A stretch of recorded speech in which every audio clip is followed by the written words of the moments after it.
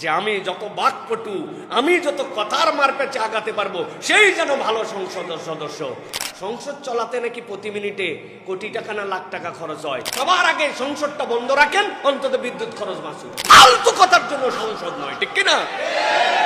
আমি চিন্তা করতেছি আমার দেশ কেমনে চলবে, গাড়ি কেমনে চলবে, অফিস কেমনে চলবে, হ্যাঁ, তেল যদি না থাকে গার্মেন্টস কেমনে চলবে, চিন্তা করতেছি না। একবার আমি এই চিন্তা করার বক্তব্য খুঁজেই পাচ্ছি না যে এই যে অন্যায় দেশ যেটাই হোক, আপনি উন্মুক্ত ভাবে মানুষ করে মেরে ফেলতেছেন, স্কুল মানতেছেন না, বাচ্চা কাচ্চা মানতেছেন না, শেষ করে দিচ্ছেন। যুদ্ধটা কেমনে বন্ধ হবে? আমার অত প্রভাব নাই, আমার কথা কে শোনে? আমি ক্ষুদ্র এক মানচিত্রের কোণার মধ্যে দেশ, কিন্তু আপনি তো দেশ, আপনি তো মানুষ। এই হিসাবে তো আপনার এই আওয়াজের পক্ষেও একটা কথা থাকার কথা ছিল। এই আওয়াজ আমার দেশে নাই, কথা ঠিক কিনা? ফাওয়ালাপ সংসদের মধ্যে চলতেছে, যেইগুলা সমাধান হয়ে গেছে, মানুষ যার পক্ষে বক্তব্য দিয়ে দিছে, ওইগুলা নিয়ে ডিবেট চলতেছে, ফালতু আলাপ চলতেছে। সংসদ যেন এরকম যে আমি যত বাকপটু, আমি যত কথার মারপেচে আগাতে পারবো, সেই যেন ভালো সংসদ সদস্য। সংসদের কাজ তো এইটা নয়, ঠিক কিনা?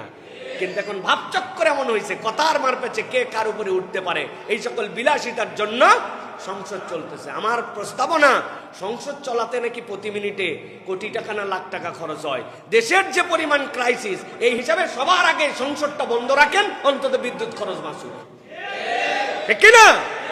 সংসদ যদি এই সকল ফালতু আলাপের কেন্দ্র হয়, মীমাংসিত বিষয় নিয়ে নতুন করে কথা বলার জায়গা হয়, সংসদকে বন্ধ রাখেন, সংসদের আশপাশের লাইট অফ করেন, অন্তত পক্ষে ঢাকার 2-1টা অ্যাপার্টমেন্টের তাহলে নির্বিঘ্নে 1 মাস চলবে, ঠিক কিনা?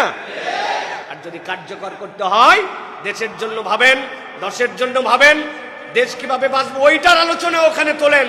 আলোচনা শেষ পর্যন্ত না পৌঁছালেও দেশের মানুষ অন্তত বুঝবে যে আমরা যুদ্ধের পক্ষে নয়, অন্যায় যুদ্ধের পক্ষে নয়, এই সকল মানুষ বিপদে পড়ুক এর পক্ষে নয়, এরকম একটা বক্তব্য দেন। কথা পৌঁছাক কি না পৌঁছাক, দেশের মানুষ অন্তত অনুভব করুক। ফালতু কথার জন্য সংসদ নয়, ঠিক কিনা?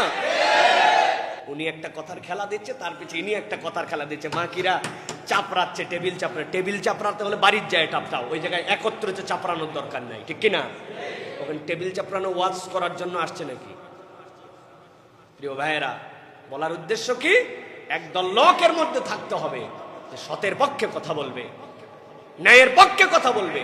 আমার এই কথাও কিন্তু অনেকের গায়ে লাগবে, মনে হয় সরকারের বিপক্ষে বলতেছে। ভাই, সরকারের বিপক্ষে বা বিপক্ষে নয়, বিগত 15 বছর হকের পক্ষে, অন্যায়ের বিপক্ষে আমরা কথা বলছি, ঠিক কিনা? এখন তো বলার লোক নাই, এখন ধরে কে? এখন যে ধরবে সেই ঝামেলায় পড়বে। যেই সময় ধরার লোক ছিল ওই সময় আমরা হকের পক্ষে কথা বলেছি, এটা নতুন কোনো কথা নয়। আপনারা সাক্ষী আছেন না প্রিয় ভাইয়েরা? আল্লাহ রাব্বুল আমিন আমাদেরকে বোঝার তৌফিক দান করুন।